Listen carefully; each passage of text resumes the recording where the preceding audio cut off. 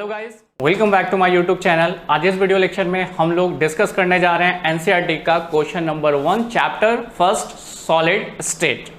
तो गाइस ये काफ़ी पब्लिक डिमांड रहा। हमारे पिछले वीडियो में बहुत सारे लोगों ने कमेंट किया कि सर 1.7 आप आंसर बना दो, तो आज मैं उसी का आंसर बनाने जा रहा हूँ विथ एक्सप्लेनेशन। क्वेश्चन आपके सामने है 1.7।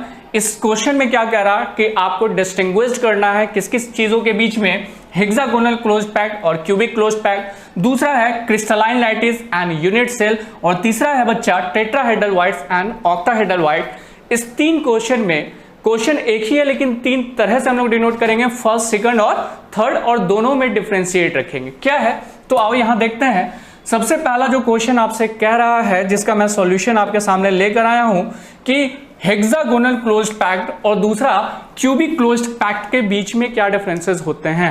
आपको समझना कैसे है, ये तो फोटो है ही, और ये फोटो मैं कहीं और से नहीं ले रहा हूं, एनसीईआरटी बुक से ले रहा हूं। ठीक है, तो एनसीईआरटी बुक में ये तो एक्सप्लेनेशन है, लेकिन अपने लैंग्वेज में हम कैसे समझेंगे हेक्सागोनल क्लोज्ड पैक्ट किस तरह से बनते हैं। आप देखो, आपने एक अरेंजमेंट इस तरह से किया।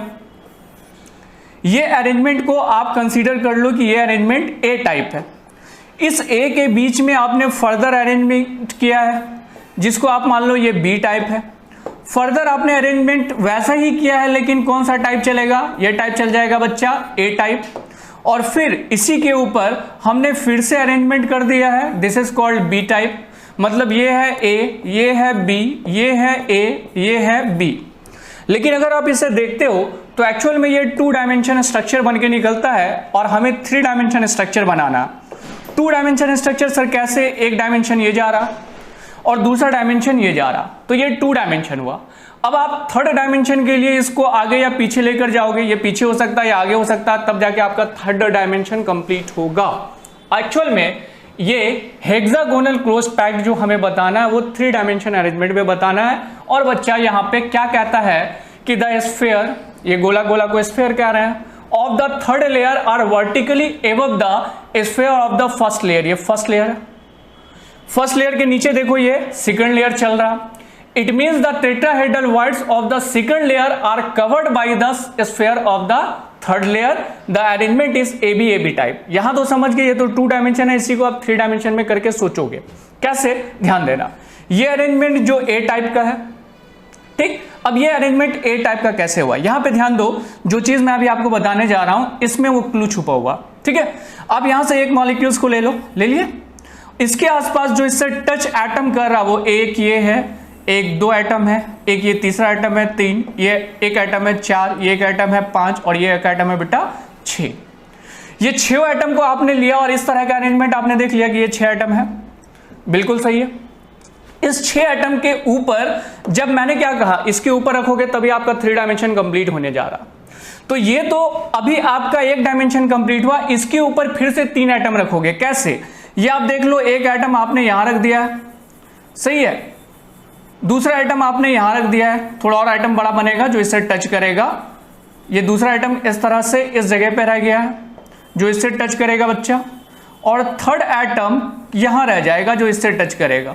तो आप इसके ऊपर वाले में देखो, जो ये जो ग्रीन जोन से मैंने बनाया, थोड़ा कलरफुल किया है ताकि ज्यादा समझ में आए, और एनसीईआरटी का ये बुक का जो डिस्क्रिप्शन दिया गया है फिगरेटिव वे में, उसे आप समझ सको। तो इसी चीज को आपको नीचे मेंशन किया गया है, और ये वाला इसके ऊपर हो गया। अब इसके ऊपर फिर से, इसके ऊपर ये 3 के ऊपर फिर से ये 6 वाला लेयर जाएगा, फिर 6 के ऊपर कौन सा, फिर से वही बी वाला अरेंजमेंट चलेगा। मतलब ये पीछे रेड वाला, फिर ग्रीन वाला, फिर उसके ऊपर रेड सोचो, फिर क्या ग्रीन सोचो, और बेटा यही अरेंजमेंट को आप नाम देते हो हेक्सागोनल क्लोज्ड पैक्ट। यहां तक बात क्लियर है। इसका स्क्रीनशॉट लेना चाहते हो तो आप ले सकते हो, क्योंकि ये एनसीईआरटी का पॉइंट्स क्लियर हो चुका है हेक्सागोनल क्लोज्ड पैक्ट का। अब आते हैं बच्चा क्यूबिक क्लोज्ड पैक्ट में। इस क्यूबिक क्लोज्ड पैक्ट में अगर मैं बात करूं, मैं इसको इरेज कर रहा हूं, ठीक है, क्लियर कर देते हैं। अब आते हैं बच्चा इसके बाद दूसरा जो हमारा क्यूबिक क्लोज्ड पैक्ट को मेंशन कर रहा, ठीक है, सीसीपी। सीसीपी का अरेंजमेंट होता है ए सी बी ए, फिर इस तरह का अरेंजमेंट चलेगा। देखो यहाँ पे हेक्सागोनल क्लोज्ड पैक्ट में कह रहा है ए बी टाइप, और यहाँ पे हम लोग कहते हैं एबीसी टाइप। कैसे इसे पहचानोगे एबीसी टाइप को? आप एक डिफरेंस फिर से देखना, मैं जो बनाने जा रहा हूं, जो मैंने इससे पहले बनाया था, थोड़ा डिफरेंस आएगा क्यूबिक क्लोज पैक में। ये 3 हो गया। इसके अंदर फिर से मैं एटम रख देता हूं बच्चा, लाइक दिस, इस तरीके से। उसके अंदर फिर से एटम रख देते हैं, इस बार ज्यादा नहीं, थोड़ा कम ही बना रहे हैं, लेकिन उसी टाइप का पहला अरेंजमेंट बना रहे हैं। ठीक है, इस अरेंजमेंट में से सबसे पहला जो लाइन मैं ले रहा हूं वो ये वाला ले रहा हूं, ये जो आप देख रहे हो लाइक दिस। ए वाले मॉडल को देख लो, ए मॉडल को फिर से निकालते हैं तो बच्चा ये 1, ये बेटा 2, ये 3, ये 4, ये 5, ये 6 और ये 7। तो गाइस यहां पे जो हमने देखा, यहां पे ये 6 अरेंजमेंट आपको समझ में आ गया। लेकिन इस 6 अरेंजमेंट के ऊपर जो हम एटम या मॉलिक्यूल्स को रखेंगे वो भी अरेंज होगा लाइक दिस, 1, 2 एंड 3। मतलब आपको 3 डायमेंशन सोचना है, चाहे हेक्सागोनल क्लोज पैक्ड हो या फिर बच्चा क्यूबिक क्लोज पैक्ड हो। थोड़ा मोटा ले लेते हैं ताकि जल्दी हो जाए। हेक्सागोनल क्लोज पैक्ड और ये क्यूबिक क्लोज पैक्ड। ठीक है, तो दूसरा अरेंजमेंट कैसा बना, इस तरह का बना। थोड़ा और क्लियरेंस के लिए आपको मैं थोड़ा ब्लैक लाइन दे देता हूं ताकि आपको और अच्छा समझ में आए। ये इसके ऊपर गया, ये तीसरा 3 एटम जो आपको यहां पे दिख रहा होगा। ठीक है, लेकिन इस 3 एटम के ऊपर फिर से वैसा ही वाला एटम नहीं आ रहा जो हेक्सागोनल क्लोज पैक्ड में आ रहा था। इस बार आप इस मॉलिक्यूल्स के हेल्प से समझेंगे कि किस तरीके से ये अरेंज्ड है। पहले तो हेक्सागोनल क्लोज पैक्ड हुआ, हेक्सागोनल क्लोज पैक्ड के ऊपर आप सोचो कि ये मॉलिक्यूल्स है, लेकिन इस मॉलिक्यूल्स के ऊपर ये मॉलिक्यूल्स है। लेकिन ये कैसे है, ये इस तरह से। इस तरह से कहने का मतलब क्या है, एक बार फिर से मैं मॉलिक्यूल्स ही बना के आपको फिर से दिखा देता हूं। इस दोनों के बीच में जो गैप है उस जगह पे होगा, इस दोनों के बीच में गैप है उस जगह पे होगा, इस दोनों के बीच में गैप है वो इस जगह पे होगा। मतलब ये ग्रीन वाले को आप यहां पे मान लो, ये ग्रीन वाले को मैंने ऐसे ले रखा है 1 2 3, ये देखो 1 2 3, और जस्ट उसके ऊपर जो एटम जा रहा है वो इस तरह जा रहा। ये क्या, इस तरह का अरेंजमेंट। तो ये स्ट्रक्चर ऊपर वाला ये बना रहा और फिर रिपीट करेगा। ये सबसे पीछे वाला रेड वाला जो है वो फिर से इसके ऊपर रिपीट करेगा। तो ऐसे अरेंजमेंट को हम किस नाम से बुलाते हैं, सीसीपी के नाम से बुलाते हैं। ये सीसीपी मॉडल बनके तैयार हो गया, एक के ऊपर दूसरा, दूसरे के ऊपर तीसरा और तीसरे के ऊपर चौथा। इस तरह का अरेंजमेंट बनेगा बेटा सीसीपी, मतलब क्यूबिक क्लोज्ड पैक्ड। चलते हैं बच्चा, इसको अंडरलाइन कर लेते हैं थोड़ा और समझ में आने के लिए। तो तीनों लाइन आपको समझ में आ गया, फर्स्ट, सेकंड और थर्ड। ये थोड़ा मोटा है, इसको थोड़ा पतला कर देते हैं ताकि आपके कॉपी में छोटा सा स्ट्रक्चर आए।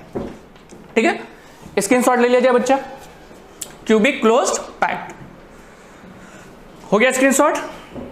चलो क्लियर करते हैं इसको। इसके बाद अगले क्वेश्चन की तरफ बढ़ते हैं। सेकंड क्वेश्चन हमारा क्या कह रहा था जिसका जवाब हमें देना। सेकंड क्वेश्चन कह रहा है क्रिस्टल लैटिस और यूनिट सेल में आपको डिफरेंस बताना है कि क्रिस्टल लैटिस में क्या डिफरेंसेस है और यूनिट सेल में। बेटा डिफरेंसेस में बात यह आ जाती है कि ऐसे आप समझो कि क्रिस्टल लैटिस क्या है, एक बिल्डिंग है, एक बिल्डिंग है, और यूनिट सेल क्या है, उसका कमरा है, मतलब रूम है। इतना ही दिमाग में डालोगे ना, आंसर आपके दिमाग में फट से बन जाएगा कि हाँ सर मैं समझ गया। और अगर ये कॉन्सेप्ट नहीं जाएगा तो फिर थोड़ा कंफ्यूजन होगा कि सर एक्चुअल में ये है क्या। ठीक है, फिर से मैं बता दूं कि क्रिस्टल लैटिस को आप समझ लो ये एक बड़ी सी बिल्डिंग है, सही है, बहुत बड़ी सी बिल्डिंग है मान लेते हैं।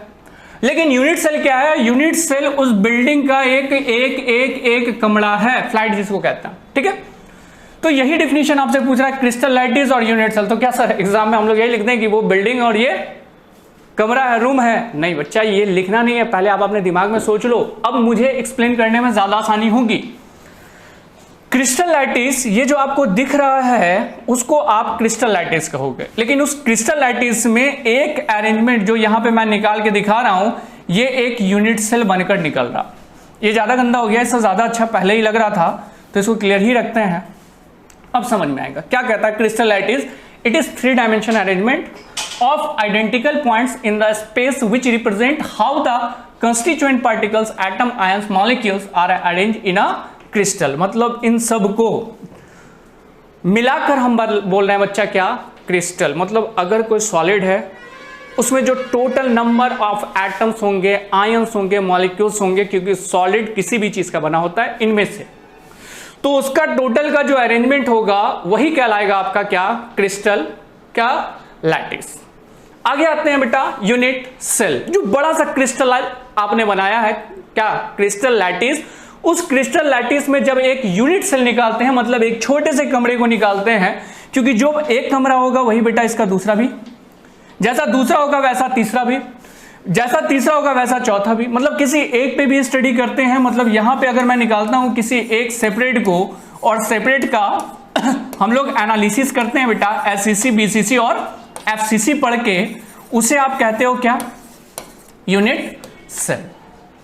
इसका डेफिनेशन कहता है it is the smallest portion of the crystal lattice. Crystal lattice का ये छोटा सा क्या हो गया, पोर्शन हो गया, which when represent in different direction generates the entire lattice। ठीक है, डिफरेंट डायरेक्शन में लैटिस का क्या रोल है वो बताएगा, जिसको मॉडल के बेसिस पे भी आप पढ़ते हो, एससीसी, बीसीसी और एफसीसी। चलते गाइस, इसका जल्दी से आप स्क्रीनशॉट ले लिया जाए। नेक्स्ट बेटा, इसके बाद टेट्राहेड्रल वॉइड्स और ऑक्टाहेड्रल वॉइड्स। देख खूब अच्छा, वॉइड्स क्या होते हैं, वॉइड्स का मतलब होता है स्पेस, खाली जगह। अभी जस्ट मैंने हेक्सागोनल क्लोज पैक्ट बनाया था, क्यूबिक क्लोज पैक्ट बनाया था, ये दोनों बनाया था। तो हेक्सागोनल क्लोज पैक्ट बनेगा या क्यूबिक क्लोज पैक्ट बनेगा तो उसमें वॉइड्स बनेंगे, और वो वॉइड्स क्या कहलाता है, वॉइड्स का मतलब होता है खाली जगह, स्पेस। अब सर मैं कैसे मान लूं कि ये वॉइड्स होगा। देख बाबू, अगर ये तीन एटम को अगर मैं देख रहा हूं, एटम, आयंस, मॉलिक्यूल्स, कुछ भी हो सकता है, 1 2 3, अब इसके बीच में ये गैप्स आपको दिख रहे हैं, इसको गैप्स नहीं कहोगे, स्पेस नहीं कहोगे, केमिस्ट्री में कहोगे क्या, वॉइड्स। तो यही कहलाएगा क्या, वॉइड्स। वॉइड्स दो तरह का होता है, टेट्राहेड्रल वॉइड्स और बच्चा दूसरा कौन सा, ऑक्टाहेड्रल वॉइड्स। ऐसा स्ट्रक्चर मैंने इससे पहले भी बनाया था, फिर से बता देता। टेट्राहेड्रल वॉइड्स कैसे बनेंगे, एक एटम, दो एटम और ये तीन एटम। ये तीन एटम आपने ले लिया, सही है। ये तीन एटम के ऊपर आपने क्या किया, ये चौथा एटम रख दिया। सर आपने तो नहीं रखा, लो रख देते हैं, ठीक है, 2 डायमेंशन में भी आपको मेंशन करना ना। तो इसके ऊपर मैंने एक एटम रख दिया। अब यहाँ पे वॉइड्स तो नहीं दिखेगा अगर आप एटम रख देते हो 2 डायमेंशन में, लेकिन हाँ ये जो मेरे हाथ में 3 डायमेंशन स्ट्रक्चर है इससे जरूर दिखेगा, ठीक है। ये आप देख रहे हो इस पोर्शन में, यहाँ पे। अब सोचो कि ये जो गैप्स है, इस गैप्स में मैं अगर एक एटम रखता हूं तो अभी भी आपको इस जगह पे, किस जगह पे, इस जगह पे गैप दिख रहे होंगे। इसी गैप को आप कहोगे वॉइड्स, लेकिन कौन सा वॉइड्स, टेट्राहेड्रल वॉइड्स। क्लियर है। टेट्राहेड्रल वॉइड्स के बाद दूसरा वॉइड्स बनता है, कौन सा वॉइड्स, ऑक्टाहेड्रल वॉइड्स बनेंगे। अब ये ऑक्टाहेड्रल वॉइड्स कैसे बनेगा, ध्यान से देखना। जिस तरह से आप टेट्राहेड्रल वॉइड्स समझे वैसे ही ऑक्टाहेड्रल वॉइड्स समझोगे, इजी वे में। ध्यान देना, ये 1 2 और 1 3 सीसीपी मॉडल में ऐसे ही हम लोगों ने बनाया था। 3 है, 3 का मतलब बच्चा कुछ इस तरह का, ठीक। इस 3 के ऊपर जो मैं एटम रख रहा हूं ऐसे नहीं रख रहा हूं, देखना थोड़ा सा स्लाइड कर दे रहा हूं। ये ऐसे है और ये कैसे है, ऐसे है, समझ में आ रहा। मतलब एक का अरेंजमेंट ऐसे और दूसरा का अरेंजमेंट कैसा, इस तरीके से, और दोनों को एक दूसरे के ऊपर रख देते हैं, आराम से रखा जाएगा। अब देखो यहां पर एक दूरबीन दिख रही होगी कैमरे के सामने आपको कि बच्चा ये दोनों मिला जरूर, लेकिन मिलने के बाद भी अभी भी इसके अंदर गैप्स है। यहां से देखो ये गैप्स है, इसी गैप्स को आप नाम दोगे ऑक्टाहेड्रल वॉइड्स। कैसे सर, देख बाबू एक एटम यहां रखोगे, चलो इसका कलर थोड़ा चेंज करके बताते हैं, इसको ग्रीन कर देते हैं, ठीक है। ये हो गया आपका फर्स्ट, ये हो गया बेटा सेकंड, और ये क्या हो गया, थर्ड। तो यहां पर जो गैप्स बनेंगे वो कहलाएगा tetrahedral, sorry octahedral voids. Tetrahedral तो पहले बन चुका था, ठीक है। ये बन जाएगा बेटा आपका वॉइड्स, और इस वॉइड्स को आप नाम दोगे ऑक्टाहेड्रल वॉइड्स। वॉइड्स यहां पर भी बनेंगे, लेकिन वो कहलाएगा टेट्राहेड्रल वॉइड्स। तो वॉइड्स समझ में आ गया, तो ये भी समझ में आ जाएगा कि क्या होता है। इसको क्लियर नहीं करते हैं, इसको रहने देते हैं, ठीक है। इसका कुछ पॉइंट्स खाली मिटा देते हैं ताकि आपको क्लियर दिखे, ठीक है। अब आते हैं गाइस, जस्ट इसके बाद आगे क्या कह रहा, डेफिनेशन में जो हमें लिखना है एग्जामिनेशन हॉल में, वो क्या है। टेट्राहेड्रल वॉइड्स क्या होता है, कहता है the tetrahedral voids are surrounded by 4 sphere which lies in the vertical of the regular tetrahedron. Sir 4 कैसी, ये कैसे हो गया, मतलब 4 स्फीयर से जुटा होगा। ये स्फीयर एटम हो सकता है, ये मॉलिक्यूल्स हो सकता है, ये आयंस हो सकता है। सर 4 कैसे, देख बेटा मेरी गिनती तो ठीक ठाक है, आपकी भी गिनती सही होगी। वॉइड्स कहां पे होंगे, टेट्राहेड्रल वॉइड्स इस जगह पे होंगे। 1 2 3 एटम से घिरा है, एक और एटम ले ले, ये चौथा एटम बन गया टेट्राहेड्रल वॉइड्स यहां। लेकिन ये कितने एटम से घिरा है, 1 2 3 4 एटम से घिरा टेट्राहेड्रल वॉइड्स। अब आप कॉन्सेप्ट लगाओ, एक्चुअल में जो ऑक्टाहेड्रल वॉइड्स होगा वो कितने एटम से घिरा होगा। क्लियर है, चलो यहां देख लिया जाए। वॉइड्स कहां पे होंगे, वॉइड्स इसके बीच में होंगे। ये जो ऑक्टाहेड्रल वॉइड्स बनेगा ये 3 ऊपर और 3 नीचे, मतलब टोटल 6 एटम से घिरा होगा। तो वही वर्ड लिखा हुआ है, octahedral voids are surrounded by 6 sphere, ठीक है, और formed by the combination of 2 triangular voids of the first and second layer. ये बेटा पीछे वाला फर्स्ट लेयर और ये दूसरा सेकंड लेयर। एक और चीज वो ये है कि टेट्राहेड्रल वॉइड जो होता है वो नंबर ऑफ एटम का दुगना होता है। मतलब सिंपल लॉजिक टर्म में समझो कि अगर मैं कोई सॉलिड बना रहा हूं और सॉलिड में मेरे पास ये टोटल 3 और 3 6 एटम है। ये 6 एटम क्या हो सकते हैं, 600 हो सकते हैं, 6000 हो सकते हैं, 6 लाख हो सकते हैं, ठीक है, कुछ भी हो सकता है। तो ऐसे केस में अगर मैं कहूं कि अगर कोई सॉलिड, कोई क्रिस्टल सॉलिड बना है 100 एटम का, ठीक, तो उसमें टेट्राहेड्रल वॉइड्स कितने होंगे, तो आप बोलोगे 2n, n is the number of atom. मैंने क्या कहा, नंबर ऑफ एटम कितना 100 है, तो उससे 2 से मल्टीप्लाई कर दोगे, मतलब 200 टेट्राहेड्रल वॉइड्स बनेंगे। क्लियर? जितना नंबर ऑफ एटम है, एटम भी हो सकता है, आयंस भी हो सकता है, मॉलिक्यूल्स भी हो सकता है, मतलब जितने number of particles of solid है उसका जस्ट डबल बनेगा टेट्राहेड्रल वॉइड्स। लेकिन बेटा ऑक्टाहेड्रल वॉइड्स होता है 1n। मैं अगर कहूं कि कोई सॉलिड 100 एटम से बना है तो उसके अंदर ऑक्टाहेड्रल वॉइड्स भी कितना होगा, 100 होगा, ठीक है।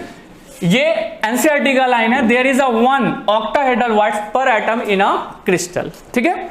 चलो यहां तक तो बात समझ में आ गई, इजी है बच्चा आप लोगों के लिए। आप इसका स्क्रीनशॉट ले लो, ले लिए, चलो हम भी ले लेते हैं स्क्रीनशॉट।